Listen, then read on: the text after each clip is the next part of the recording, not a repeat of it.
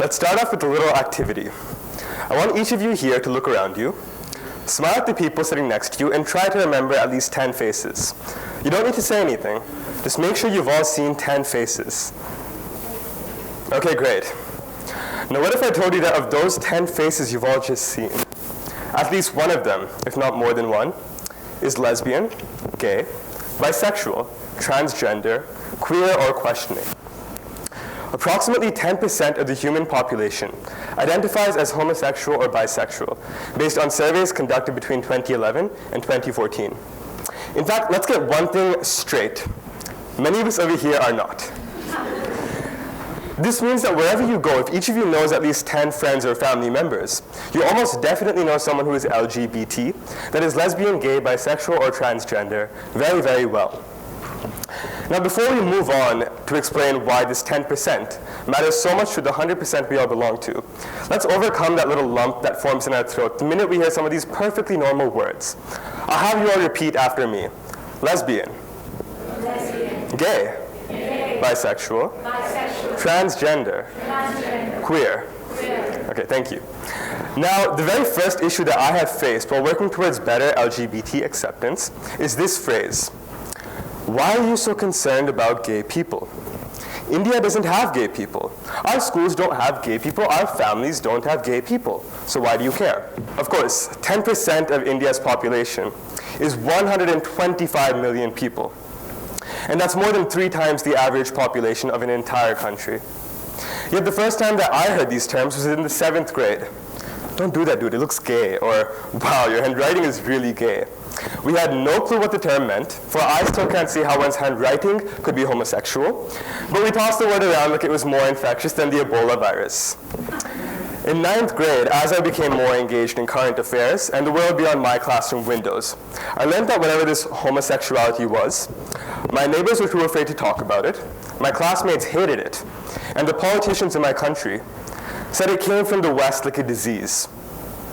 I couldn't see how one's attraction to the same gender could incite such hatred, so I turned to my only option at the time, the internet, where I started a seminal journey of research and activism. Last year, I started an initiative called the Global Impact Project. This rather pretentiously named initiative aims to create a platform for students to connect with global issues, such as gender and sexuality awareness. And in the past few years of activism, here are a few things that I have learned about the growing LGBT voice in India. Firstly, I learned how to tell when someone isn't straight. It's pretty simple, actually. If your male friend listens only to Lady Gaga and Beyonce, he's definitely got a good taste in music. If your female friend goes and gets a boycott, it's obvious that she's a less socially conscious person. Stereotypes are the root of ignorance. And if you really want to know one's gender identity or sexual orientation, and if you're comfortable enough to talk to them about it, just go ahead and ask. If you're unsure about your own identity, let's break this concept down a little. So what's the first thing we hear when a child is born? It's a boy or it's a girl. And when the genitalia are unclear, it's an intersex child. The classification that you are assigned at birth is known as your sex, and it is entirely biological. Gender, on the other hand, is what you identify with. Most people tend to identify with the sex they were born with, and hence are cisgender. For a few, however, one's gender and sex do not match, and that is what a transgender person experiences. It's not something they have control over, but it occurs when one feels like they are in a physical body that doesn't seem to belong to them. Now, most of us tend to be relatively confident about our gender identities, but there's no denying the fact that gender norms are extremely restrictive. It all starts when we gift blue cars to children of the male sex and pink dolls to children of the female sex. I, on the other hand, was an exceptional case. I stole all of my elder sister's dolls. I used to love wearing her dresses. I only played with the girls in the park because they were more sensible than the boys. And until date, I can still count the number of bros I have on one hand. But that doesn't say anything about my gender identity, because all it means to be a cisgender male is that I'm comfortable in my own body. It's nothing more than that, really. Coming to the sexuality spectrum, Alfred Kinsey, an American biologist and sexologist, tried to classify the different human sexual orientations on something called the Kinsey scale. You can all take a moment to try and see where you might place yourself on this scale of 0 to 6. What Kinsey found is that the majority of the human population identifies around 1 and 2, while the rest of us are more likely to be 3, 4, or 5. Interestingly, very few people identify as 0 or 6, that is completely heterosexual or completely homosexual. And he also found that one's sexual orientation is likely to vary throughout their lifetime. What this goes on to say is that it's very difficult to classify ourselves into 2 boxes, labeled straight and gay, or male and female. What he found is that we all exist in this gray area between the black and the white, that activist Ira Tillett-Wright likes to call 50 Shades of Gay. So what this goes on to say is that the first reason why the 10% matters so much to the 100% we all belong to is that almost all of us still have some coming out to do. Almost all of us are still confined by some social restrictions that come about with gender norms and sexual norms. And that's why the 10% matters to the 100%, because we all still need to come out of these closets we are confined to. Now moving on, the second thing that I learned about LGBT voices in India is that we still tend to think it's a very Western issue. Of course, and since no auntie uncle will talk to you about homosexuality over chai and samosa, very few of us know that India is actually much more inherently accepting than we assume it to be. Homophobia, or the hatred towards homosexual people in India, is a Victorian-era value to a good extent. Section 377, which prohibits homosexual activity in India today, was introduced 2 centuries ago, during the colonial era, by the British. Ancient India embraced homosexuality and transgender identities to a good extent, and the Khajuraho temple is a fantastic example of this, where there's open depiction of non-heterosexual intercourse. In the past year, pride marches have raised awareness about the struggles of the LGBT community in Delhi, Mumbai, Pune, Bangalore, Kolkata, and Hyderabad.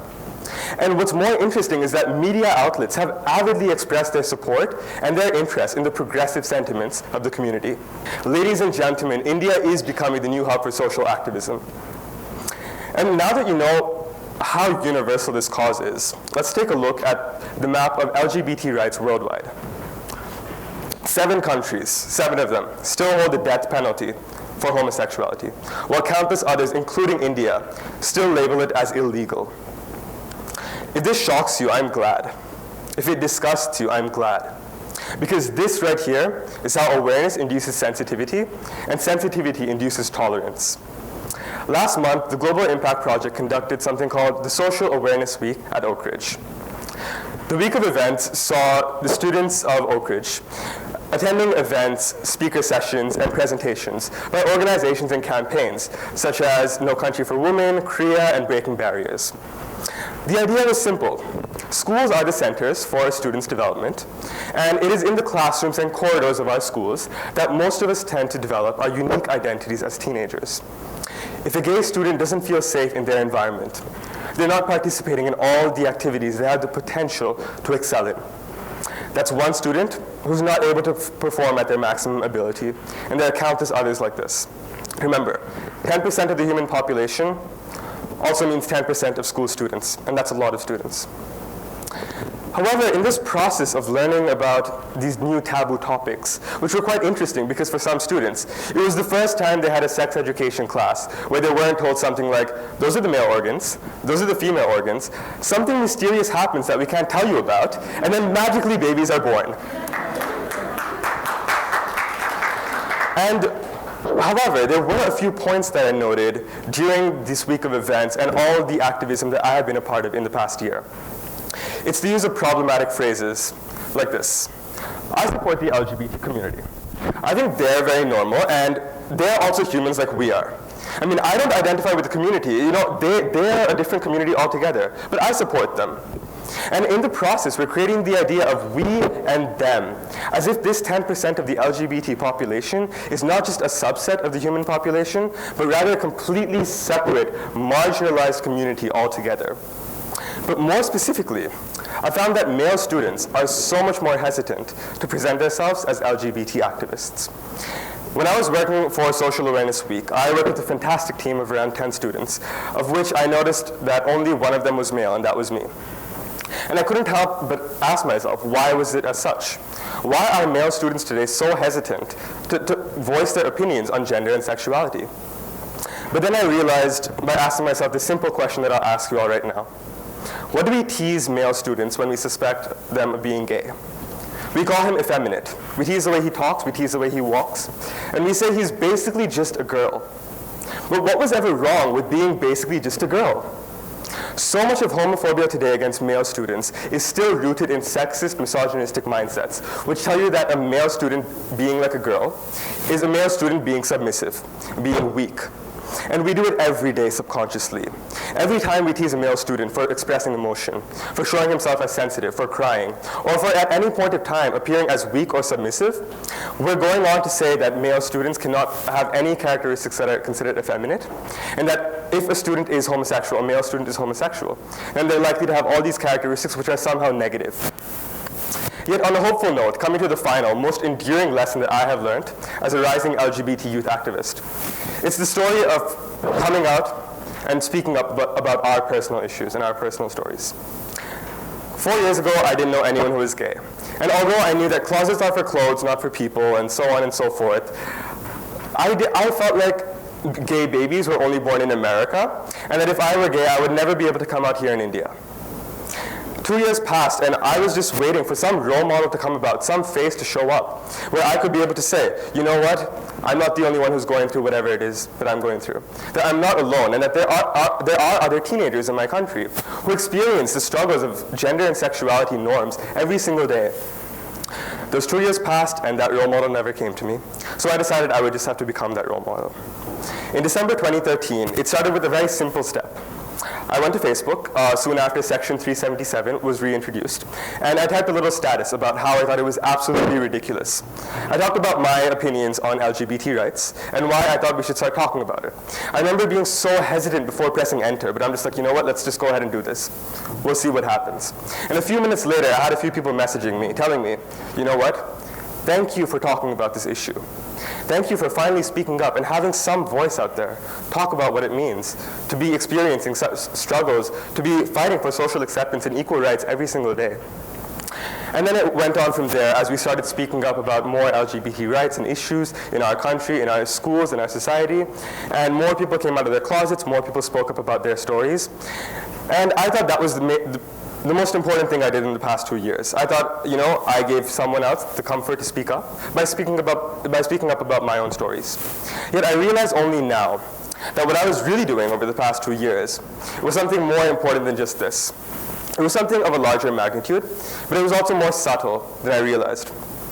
What we were doing essentially by speaking up about our passion for LGBT equality was giving a face for a movement that was otherwise about a community that no one could really identify with.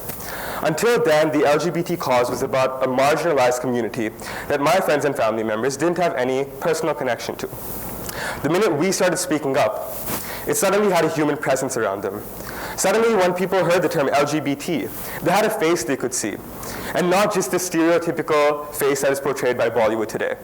The effeminate gay man with the pink sash and a scarf and whatnot. A face that they could identify with, that they could relate to. Someone that was going through the same issues, the same struggles, the same personal lives that so many others were going through. And that is exactly what I realized we were doing that was so important. We were humanizing the term LGBT. And I promise you that would make all the difference.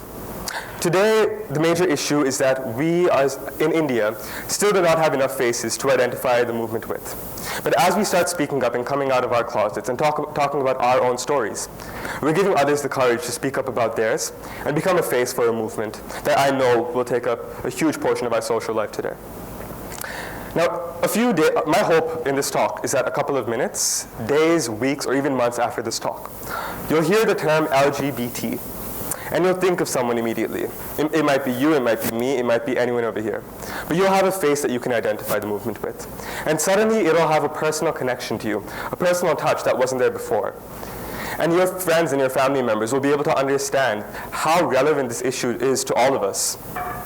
Because that's when the 10% becomes an integral part of the 100%. Ladies, gentlemen, and people of diverse gender identities, all I've done in the past 10 to 15 minutes is set the stage for discussion. Now it's your turn to start talking. Thank you.